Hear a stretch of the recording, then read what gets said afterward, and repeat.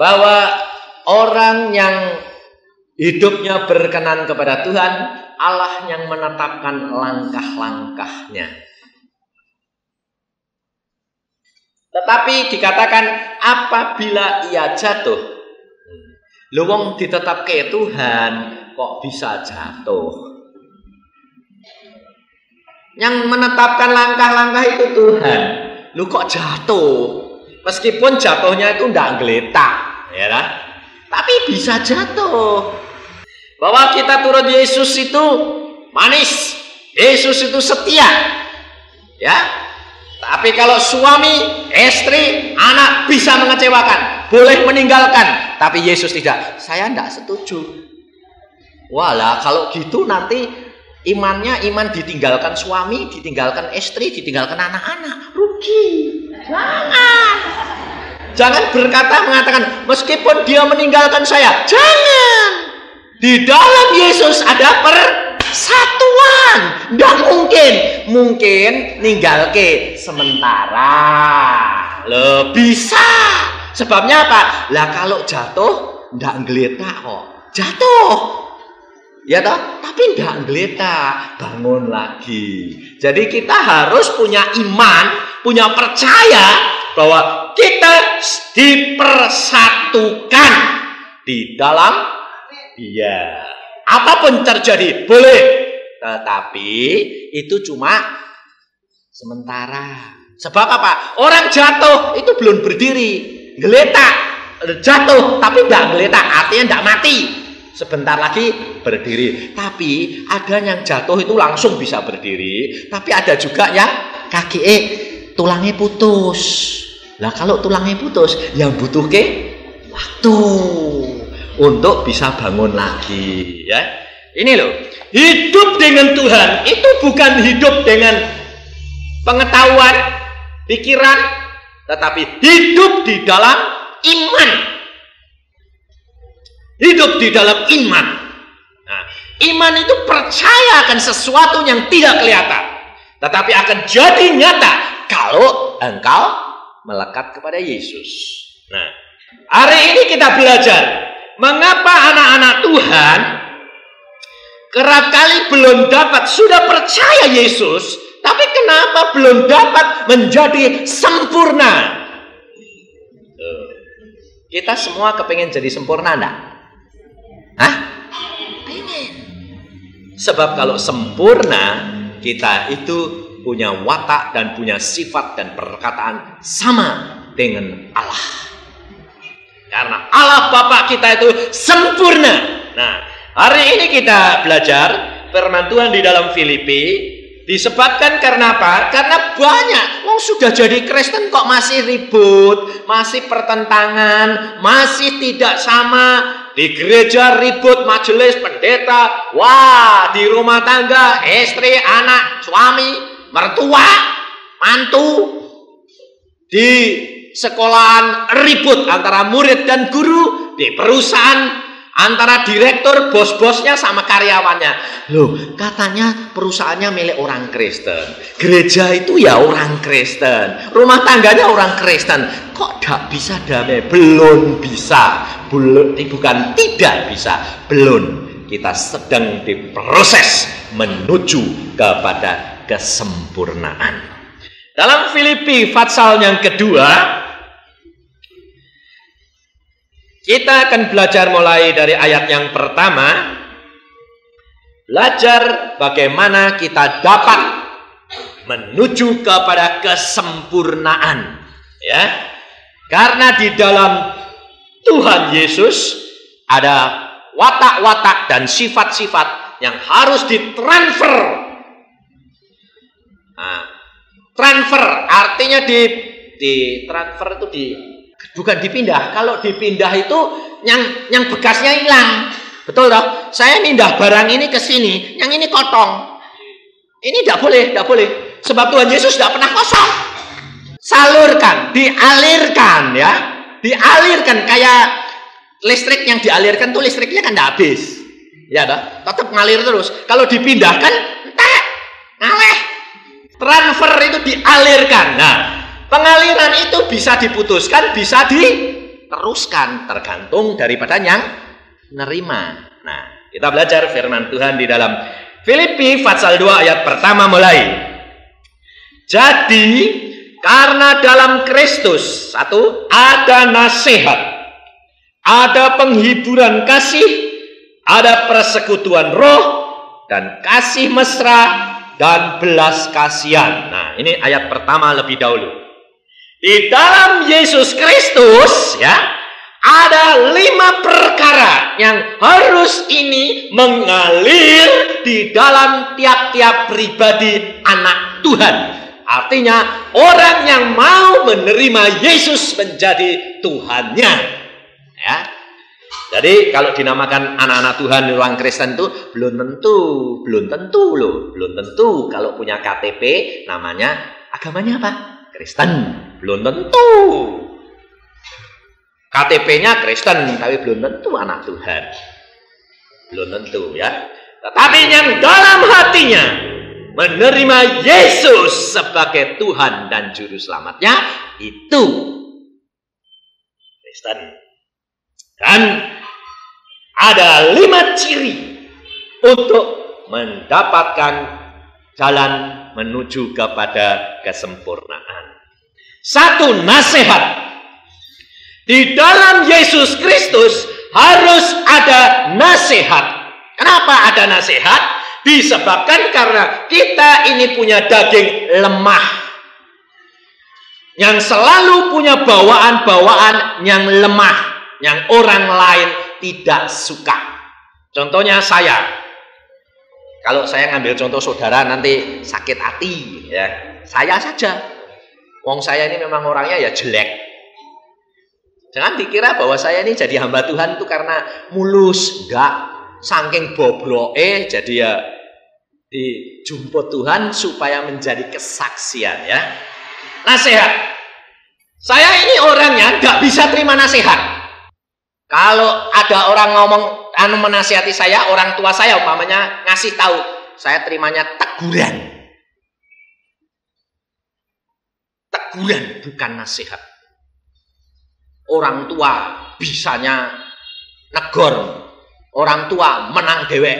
Nah, saya tuh selalu waktu kecil itu kalau berbuat apa sedikit ditegur sama ayah saya diem, tapi mukanya asem. Nah, itu nerima apa enggak? Itu berontak. Ada roh pemberontakan di dalam diri saya. Karena dari kecil apa? Di dalam kandungan dibuang sama bapak ibuku. Nah, jadi ternyata penolakan ayah ibu saya itu terhadap anak yang barusan dikandung itu mengakibatkan ada roh pemberontakan yang tidak dapat menerima nasihat. Nah, inilah saudara. Ibu-ibu ini banyak waktu mengandung pikirnya, ojo ngandung sih, bikin susah. Punya anak barusan umur setahun kok sudah ngandung lagi. Waduh, buang, pencet, pijet, ngombe obat, ya dah. Tapi dipencet, dipijet, tidak mau keluar. Tetap jadi anak. Akhirnya nanti anak itu punya roh penolakan, pemberontakan. Itu merupakan ikatan dan yang harus dilepaskan.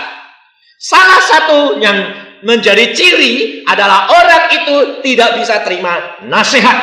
Nah, sekarang kita periksa diri kita sendiri-sendiri, biarpun sudah tuwek-tuwek maupun yang anak-anak, ya. Kalau dinasehati itu bisa ketawa atau merengut. Ya, suami ngasih nasihat sama istrinya, negor terus. Istrinya ngasih nasihat suaminya, negor terus. Salah terus. Apalagi kalau sudah datang salah lagi. Wah, kalau sudah itu lo setan yang ngomong. Iya, enggak enak toh. Disalah-salahi terus toh. Iya, berontak wae, lari wae. Nah, ya lah. Terus anak-anaknya ya juga begitu ya. Nah, ciri pertama adalah harus ada nasihat. Ini dua, ini tidak bisa satu arah. Harus dua arah. Yang diberi nasihat sama yang terima nasihat.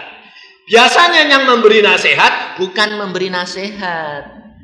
Dia bilang, dinasehati kok ndak bisa. Nah, caranya ndak nasehati kok, caranya negor, nyalah-nyalahke.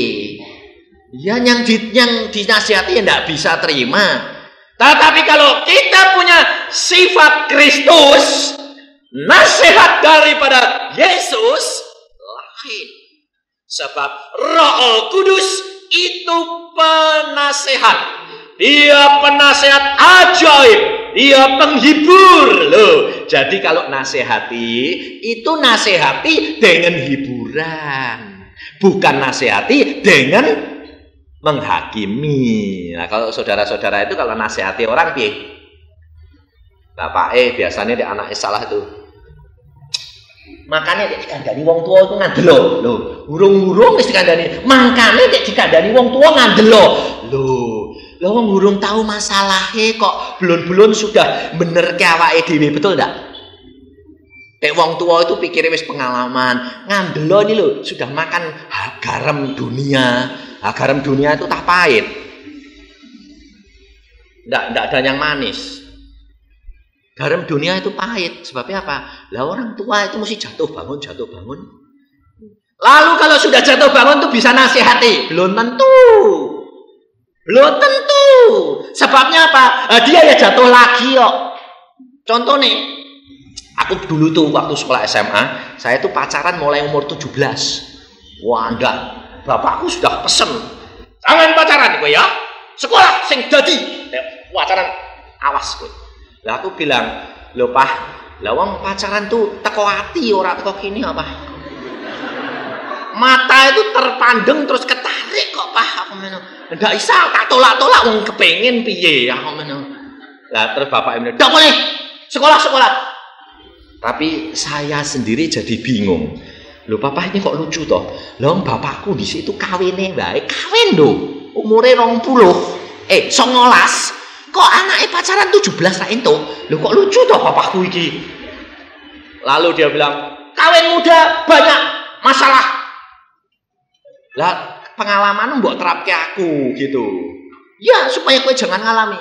Ya sudah, saya bilang ya sudah terima saja. Tapi ndok hati ini berontak. Ya saya pacaran terus tapi diem-diem. Nah. Lah itu lalu sembunyi-sembunyi itu dosa enggak? Dosa melawan orang tua. Lah saya ini melawan salah siapa? Loh gitu. Jangan anaknya salah terus. Loh ya salah. Tapi siapa? Lah wong ndak dikasih nasihat kok. Tapi ditegur, dihakimi. Lalu otomatis ya saya diam-diam. Ndak berani ngomong. Nah, saya pacaran sama istri saya itu 17 tuh. Terus diam-diam. Pergi ya, selindut pergi gitu. Tapi lama-lama barusan sudah wis kadung raket, ndak bisa ndak ketahuan. Mamah datang dari luar kota. Kok bingung kenapa? Nah, ibu kan lebih peka. Tahu.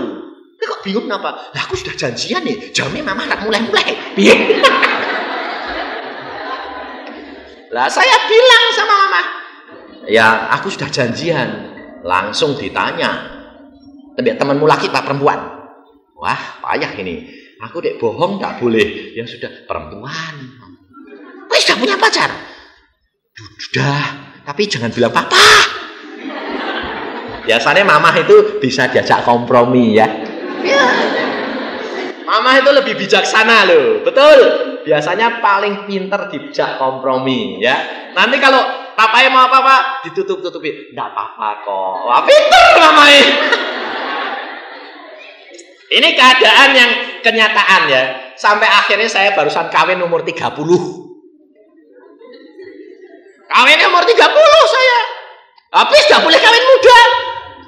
Ya kawin tua. Nah, ya. Tapi sampai sekarang kita berbahagia, saudara. Luar biasa Allah kita. Kita harus memberi nasihat. Maka sekarang saya terapkan kepada anak-anak saya. Anak saya ceritani hidup saya. Kalau dia tanya, boleh pacaran?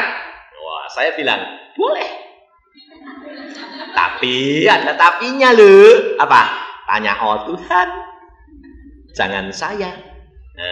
Akhirnya dia dekat sama Tuhan. Sampai yang perempuan umur 18 belum punya pacar. Karena apa? Karena dia berkata, Tuhan, aku sudah boleh pacaran. Tuhan mengatakan, nanti umur 17. Sebab bapakmu 17. Nah, setelah umur 17, dia tanya, Tuhan, aku boleh pacaran?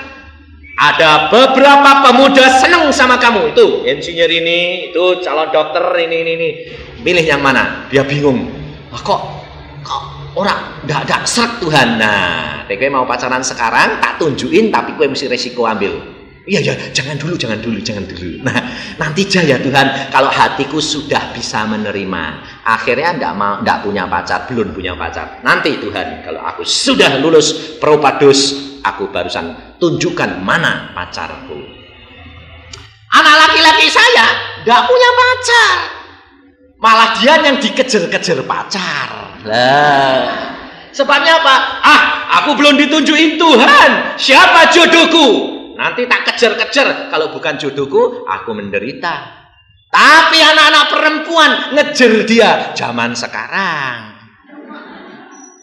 Pulang dari sekolah tuh saya tanyain, loh Den, kenapa kok biru-biru semua? Ini tangannya ini biru-biru. Saya bilang, kenapa kowe? Dijiwiti, Pak. Loh, dijiwiti siapa? Temanmu laki? Enggak, perempuan. Loh, kenapa? Alah, enggak tahu. Wong dia kok gregetan kok jiwiti. Loh, aku ini apa? Karena apa? Karena di dalam dia hidup Yesus. Kerap kali dia berbicara dengan teman-temannya, memberikan jalan, tidak menyalahkan, tetapi berikan kebebasan, berikan memilih jalan yang mana yang harus dipilih. Kalau saya di meja makan dengan anak dan istri saya, dia pulang dari sekolah, saya tanya, bagaimana di sekolah? Wah Pak, rame tadi, gini, ya cerita.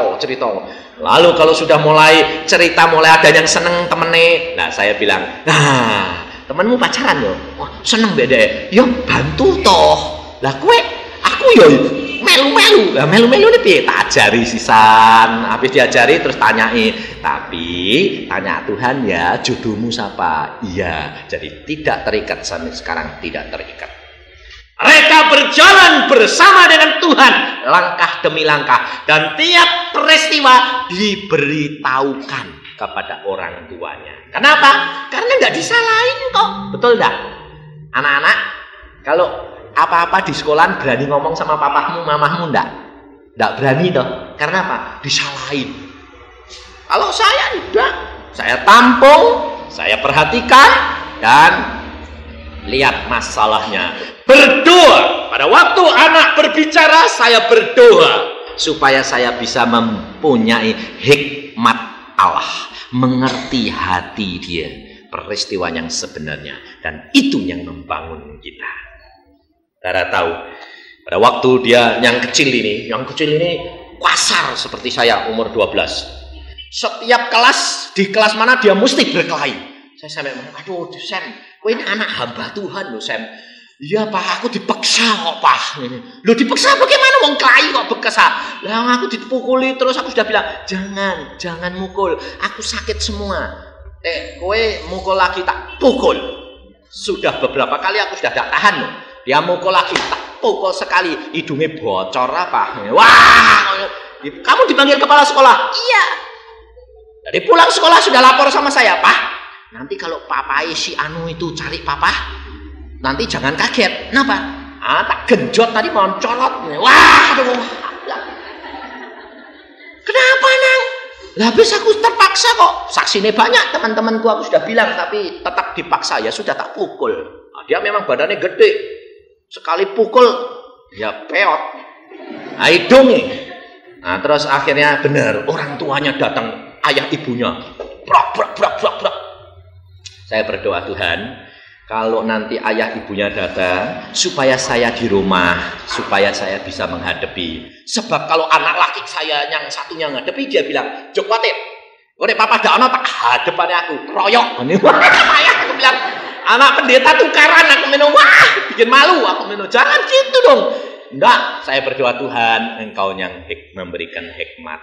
Benar, saya mau menjemput istri saya, pas mau keluar pintu, suami istri datang. Saya bilang, kok mau cari siapa? Wah, belum sudah merah. Mana? Samuel.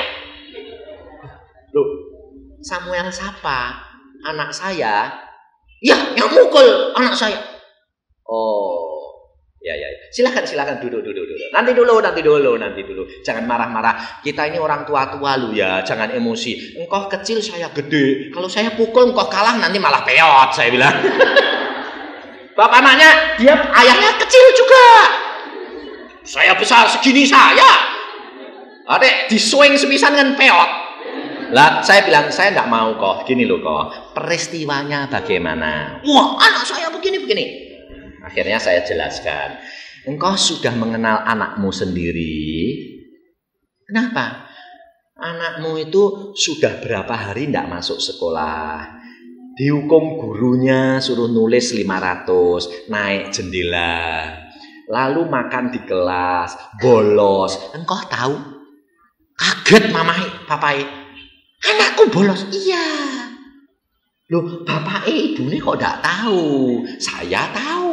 Anakmu tuh nakal luar biasa. Dan menipu orang tua.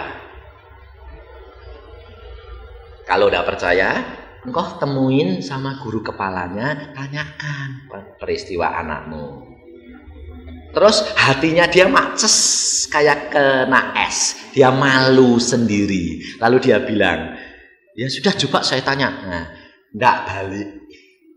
Karena apa? Memang anaknya yang nakal. Loh saudara. Jadi jangan anak itu langsung divonis. Tapi diberikan pengertian, didudukkan dalam porsi yang sebenarnya. Ini saya dapat karena apa? Karena Yesus yang ada di dalam hati saya mentransfer, mengalirkan akan watak dan sifat dia nasihat. Dan saya dapat.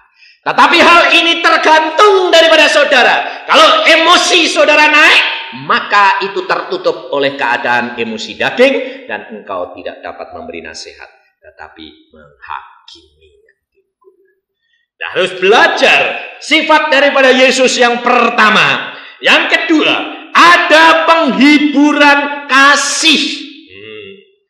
Nasihat harus diikuti dengan penghiburan dan kasih. Jadi tidak disalahkan, tetapi diangkat. Naik. Kalau setan, kalau engkau berbuat dosa, ditekan. Sudah dosa. Sekalian jangan bertobat, kepalang tanggung. Itu setan. Tapi kalau Tuhan berbuat dosa, memang manusia itu lemah, tetapi Tuhanmu sanggup mengampuni kamu. Mari kembali. Itu Tuhan. Ada penghiburan yang didasarkan kasih. Kasih itu apa? Di dalam 1 Korintus 13 jelas ditulis oleh firman Tuhan bahwa kasih itu, saya ambil salah satu saja, tidak semuanya. Kasih itu menutupi segala sesuatu. Sabar menanggung segala sesuatu dan menutupi. Kalau kasih itu harus ditutupi, dihilangkan, dilenyapkan segala perkara yang menyakitkan hati, yang dosa, yang mengecewakan. Itu kasih.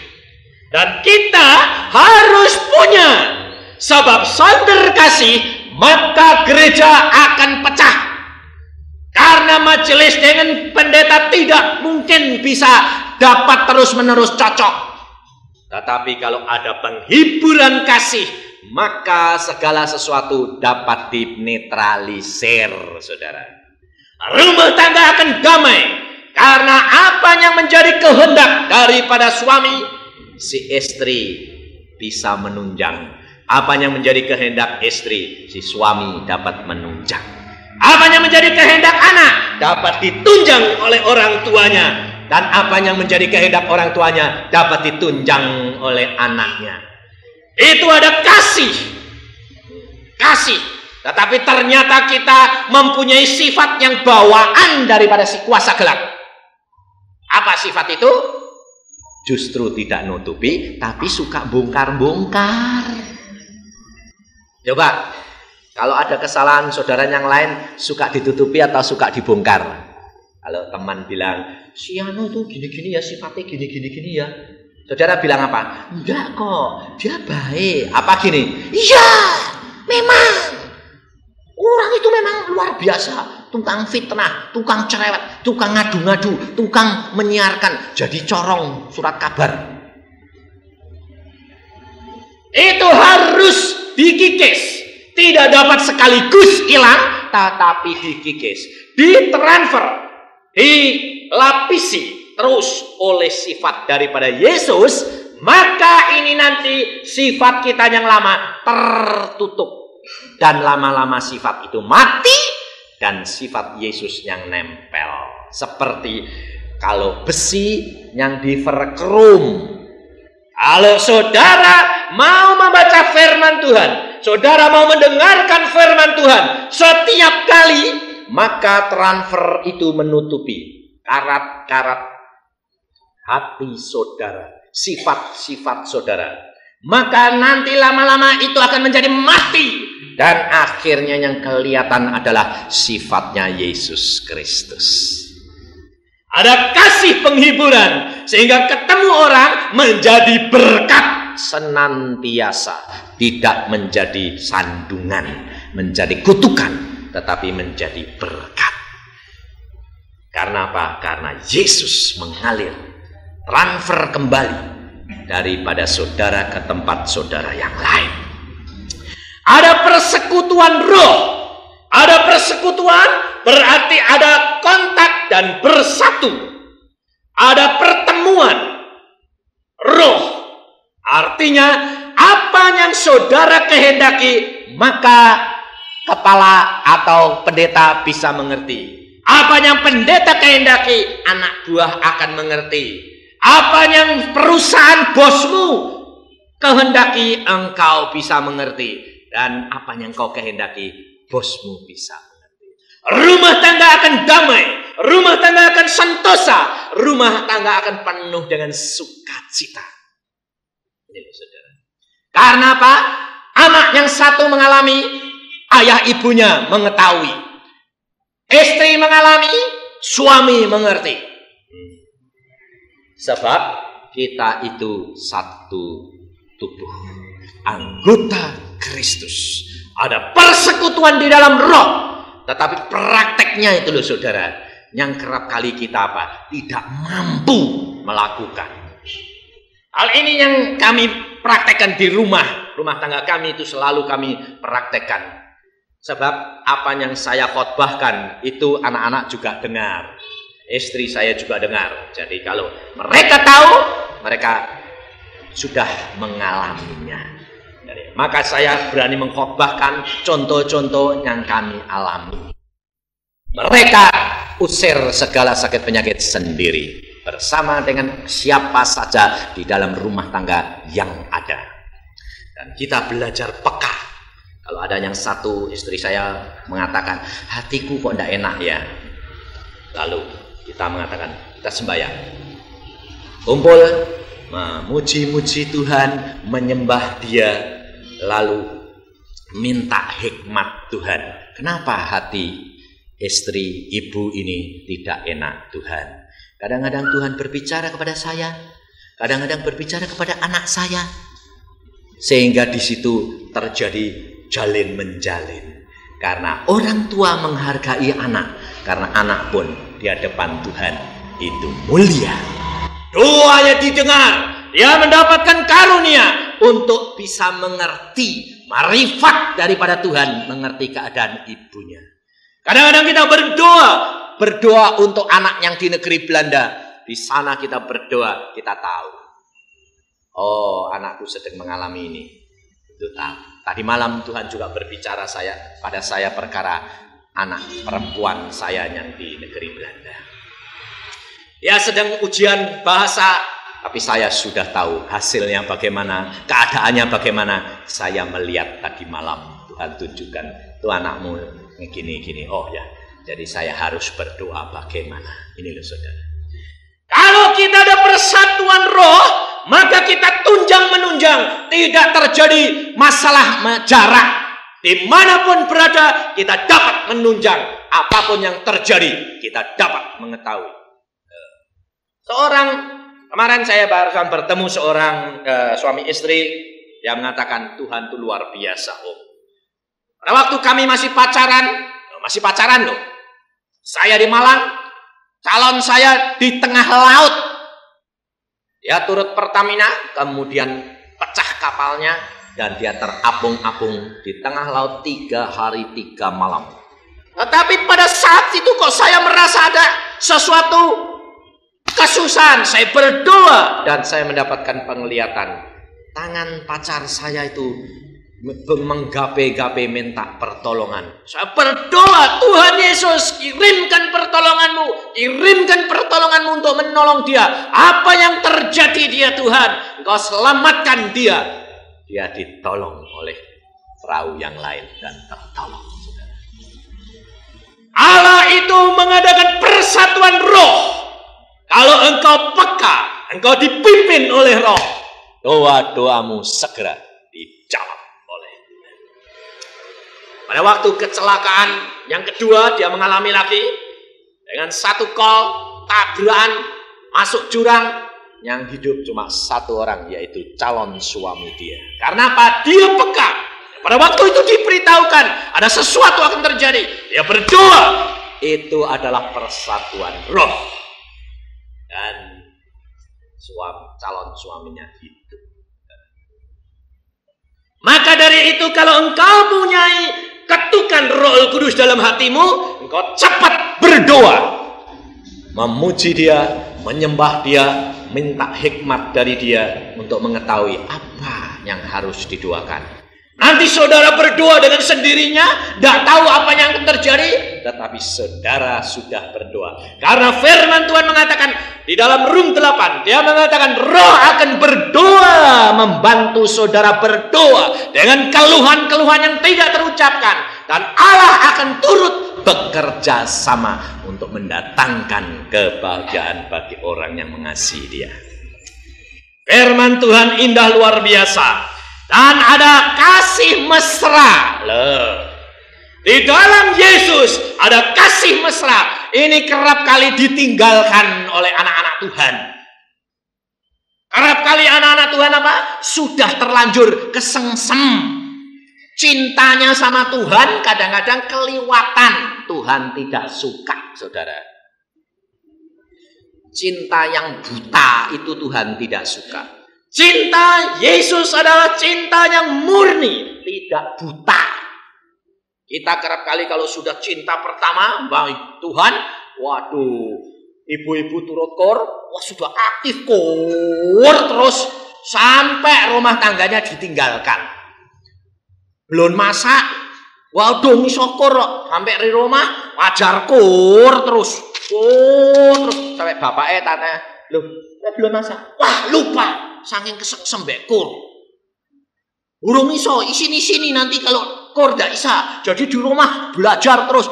Loh, itu namanya ndak bijaksana. Anake keleleran, nanti bojone teko. Iku ya hasilnya.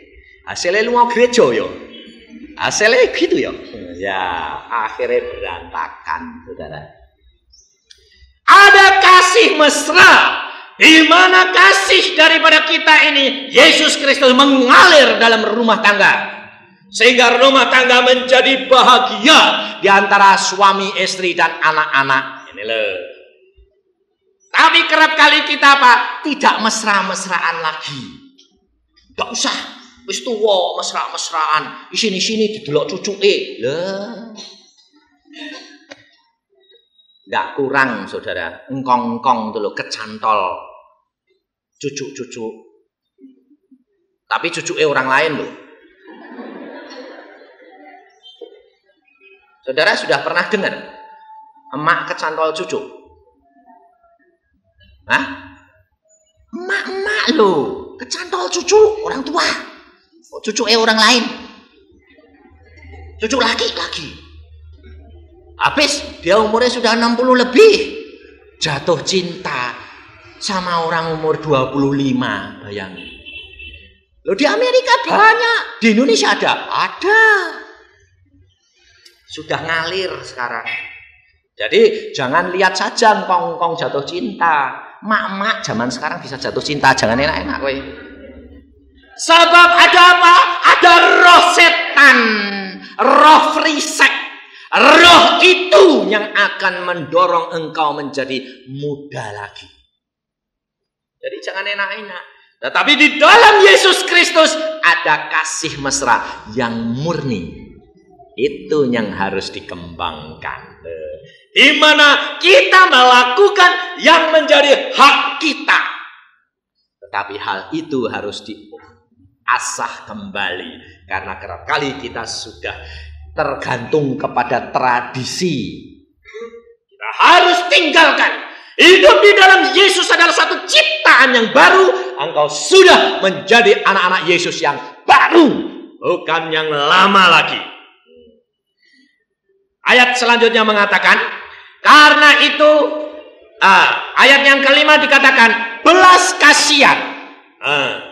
Orang anak-anak Tuhan harus diikuti dengan belas kasihan, mengerti penderitaan anak-anak Tuhan yang lain, yang dalam kesulitan, yang dalam kepicikan, yang dalam kekurangan. Itu harus merupakan buah daripada adanya Roh Kudus dalam diri kita.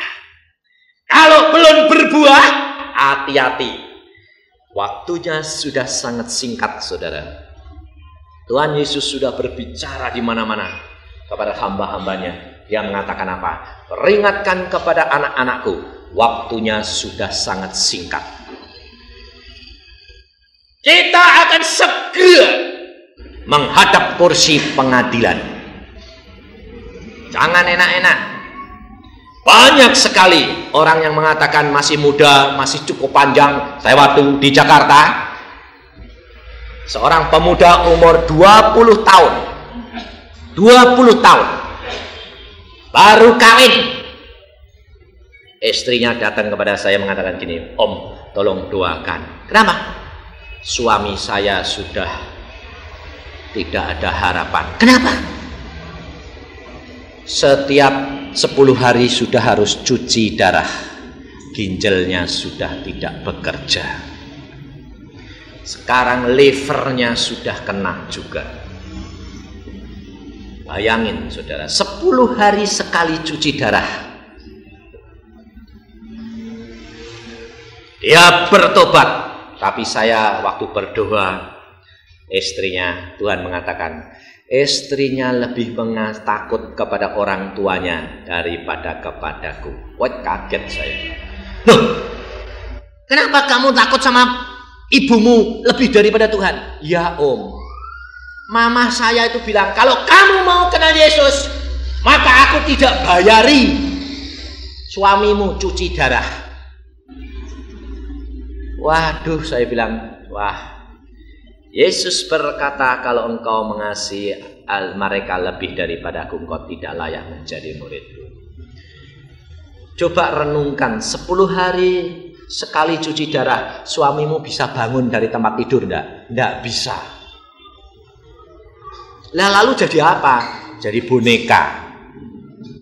Lah kamu punya suami boneka gitu, lalu angsal dibayari terus tuh mau? Saya bilang, diem. Ya enggak mau. Lah kok takut? Lebih baik mati toh daripada miara boneka hidup. Loh, betul enggak? Kalau saya orangnya terus terang belak-belakan. Kawin barusan sebentar punya suami cuma jadi boneka.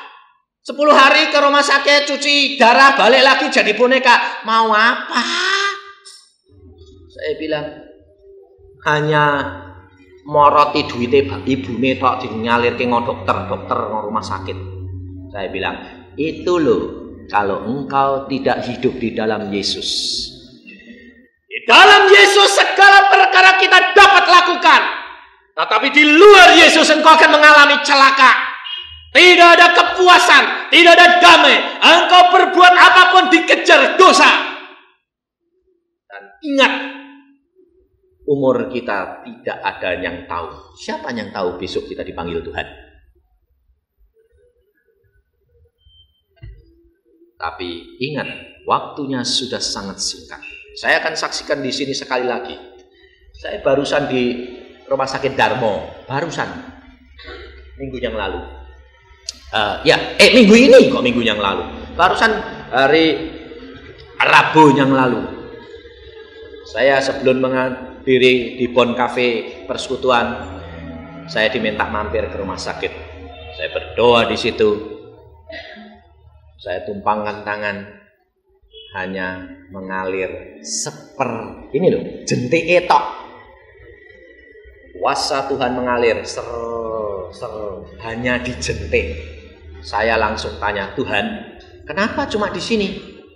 Tuhan mengatakan, tinggal 1/5. Hah?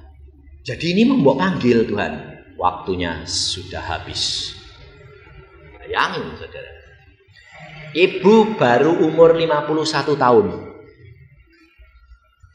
Saya katakan sama anaknya, kamu sudah siap ibumu pulang. Kenapa Om? Tinggal 1/5 hidupnya. Ya, kasih tahu ayahmu, saudara-saudara. Lalu waktu kita bicara, ibu itu kelihatannya tidur. Tapi pada waktu kita doakan, Roh berbicara, dia mendengar. Dia dapat kamu ajak bicara. Saya langsung ajak bicara.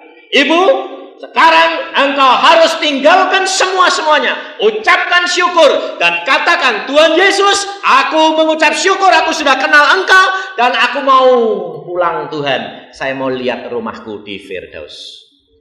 Dulu dia main jimat-jimat ke Gunung Kawi segala. Lepaskan semua, sebab hal itu menyebabkan kamu menderita.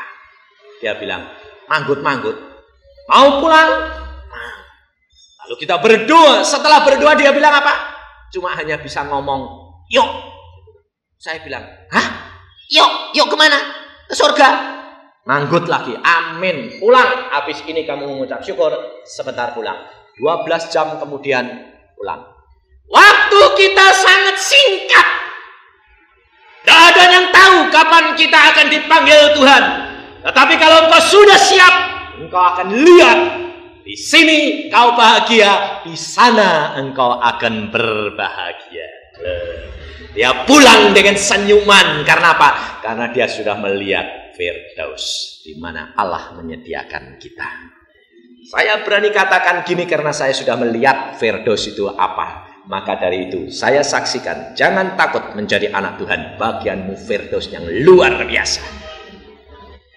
Allah di sini dia berkata kepada kita sekalian dalam ayat 8, dalam segala keadaan sebagai manusia, ia telah merendahkan dirinya dan taat sampai mati, bahkan sampai mati di kayu salib. Itulah sebabnya Allah sangat meninggikan dia dan mengaruniakan kepadanya nama di atas segala nama, supaya dalam nama Yesus bertekuk lutut segala yang ada di langit dan yang ada di atas bumi dan yang ada di bawah bumi, dan segala lidah mengaku Yesus Kristus adalah Tuhan bagi kemuliaan Allah Bapa kita.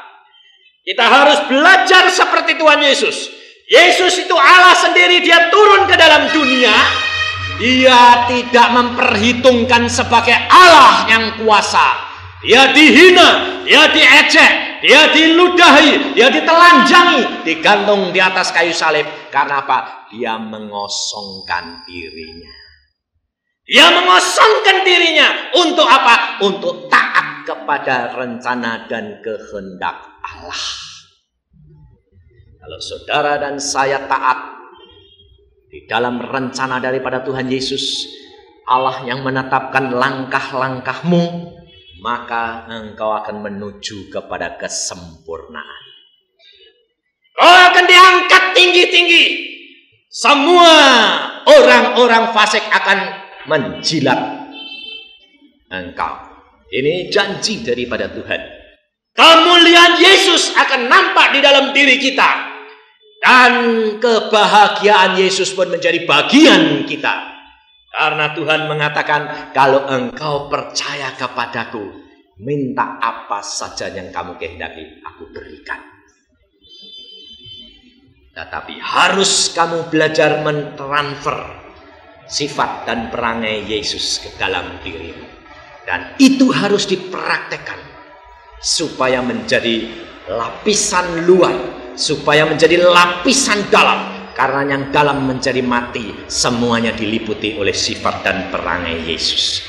Maka engkau akan ditinggikan oleh Allah tinggi-tinggi, menjadi anak-anak Allah yang maha tinggi.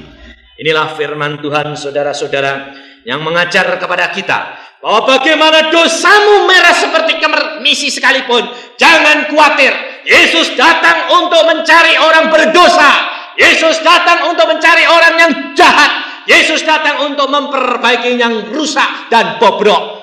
Yesus tidak cari orang yang merasa benar, tapi Yesus mau mencari orang yang kurang, orang yang sadar.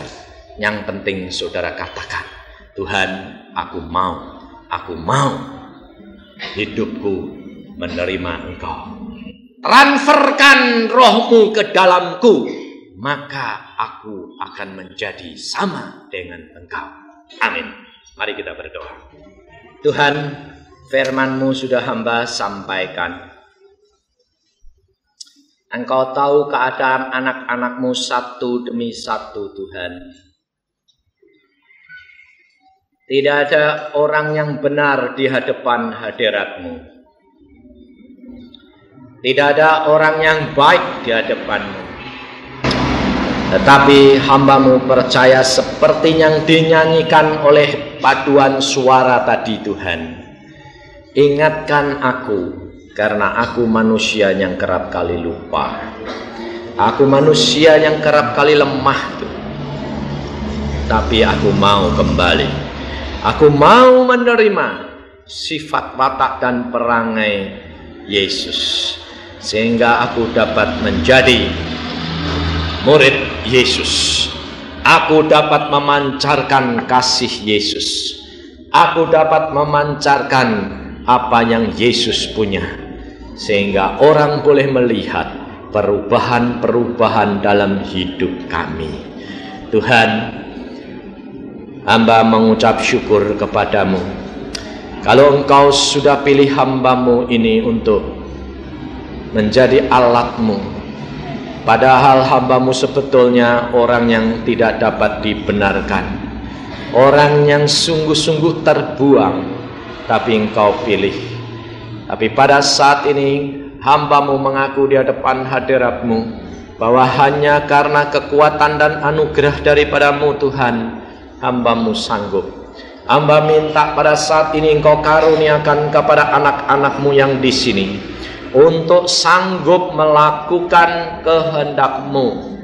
Berikan, karuniakan kekuatan, karuniakan hikmat, karuniakan marifat, karuniakan kuasa seperti yang Engkau janjikan, Tuhan, untuk mereka mendapatkan daripada Tuhan Yesus Kristus.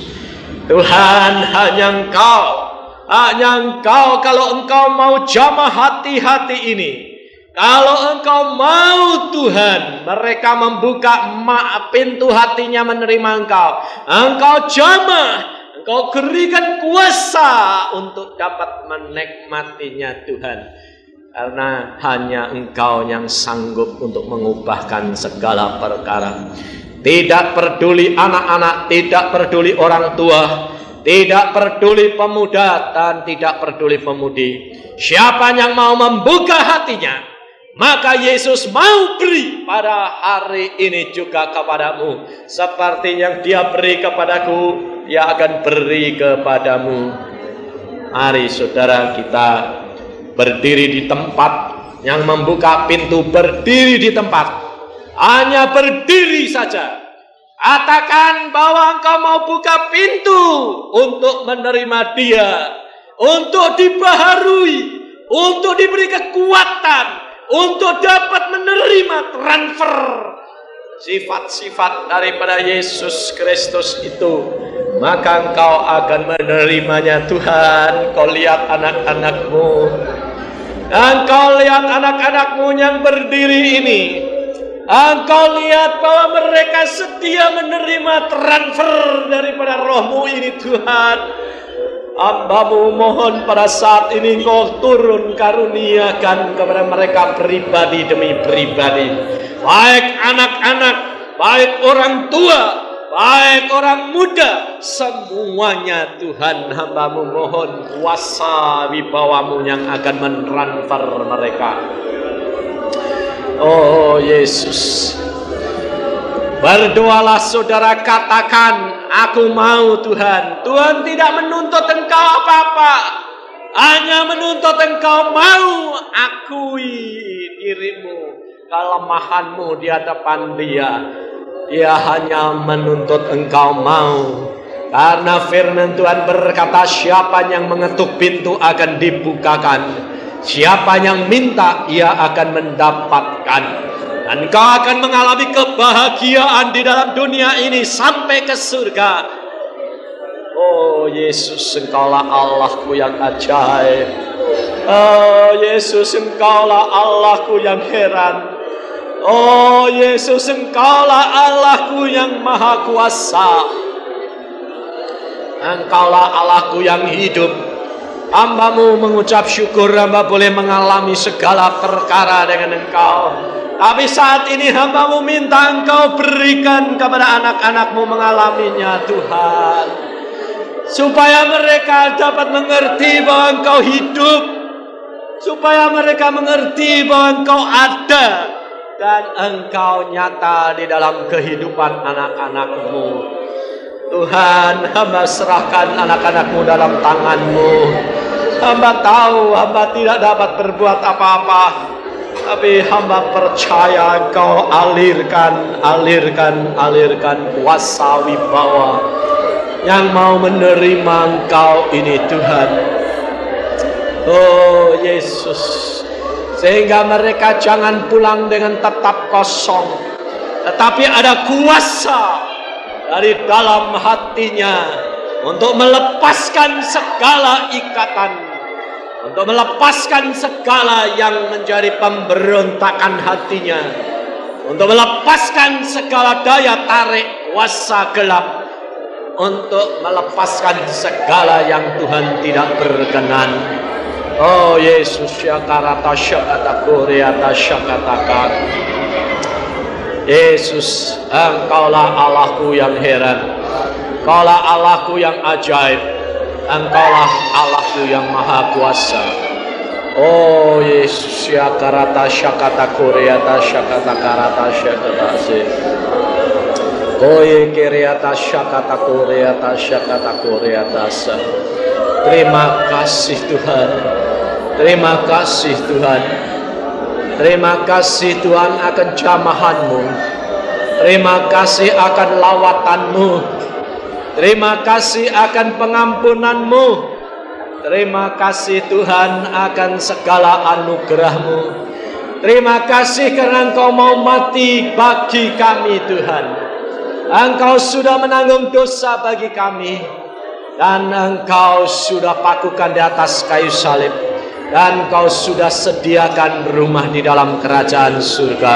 Terima kasih Tuhan, terima kasih. Engkau Allahku yang heran, Engkau Allahku yang pengampun, Engkau Allahku yang mengasihi. Engkau melupakan segala dosa dan kesalahanku, dan Engkau mau merangkul aku. Terima kasih Tuhan, terima kasih Yesus, terima kasih Tuhan, terima kasih Tuhan, terima kasih Tuhan. Engkau berikan kekuatan untuk menjadi pemenang. Engkau berikan Tuhan dengan kekuasaan yang daripadamu. Firman-Mu sudah berjanji di dalam Yesaya 30 ayat 15. Dengan berduduk diam engkau akan menjadi kuat.